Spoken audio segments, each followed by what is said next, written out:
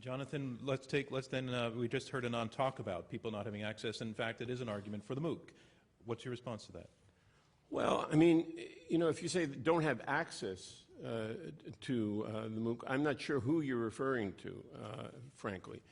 But let's find out. Who are you referring to? So I'm referring to all the children and students that either cannot afford college, or that leave college with huge amounts of debt, or that simply don't have access to college. That's an answer. And that is a Cole. wonderful aim and a wonderful objective that I actually fully endorse. But the evidence that I've seen, and it's bad, it's not particularly good evidence, empirical evidence, suggests that the people in remote places that can't get to MIT, can't get to, Amherst or Williams or wherever it might be, are people who are already educated. They're the ones who are signing on for these courses and may well be enjoying them, but it's not reaching the population yet that I think would have, would have very beneficial effects. Is that correct, Ben Nelson? I think that's, or Anant, is that correct? See, again, I think it's how you play with numbers. So we have 2.2 million learners on edX, and of that, 30%, that is 600,000, are high school and college students.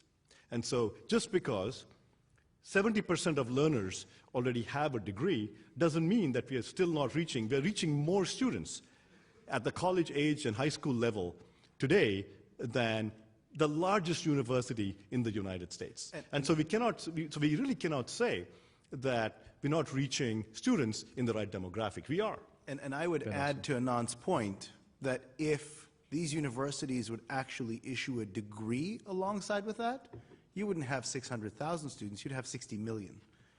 One of the reasons that people don't complete is the same reason that people who sometimes read a textbook from cover to cover decide, I got to chapter 5, that was good enough, thank you. Right? There is no point except for interest right now. Well, Rebecca Schuman, do you see the democratization argument that is to some degree being made by the other side? Well, yes, I think that it does. The numbers it does reach more people than not having it would reach. But I agree with Jonathan that it doesn't necessarily reach the kind of people that it had originally intended to reach, and that shows in the corporate directions of edX's two main competitors, Coursera and Udacity, both of whom have decided to concentrate on corporate training instead of the sort of loftier democratization of education. And it also comes at the expense of people like me. I love that you think that I'm irreplaceable and that everybody should just be in my class, but I am not that special. There are literally over 1 million low-level professors just like me in the United States right now, desperate to reach students, desperate to work. And what happens to you, million, if their world comes true? Well, I guess we go from working for poverty-level wages to working for no wages. We're extinct. I disagree. I think that I would completely disagree. In fact, I think online learning is a rising tide that will lift all boats. Give you an example.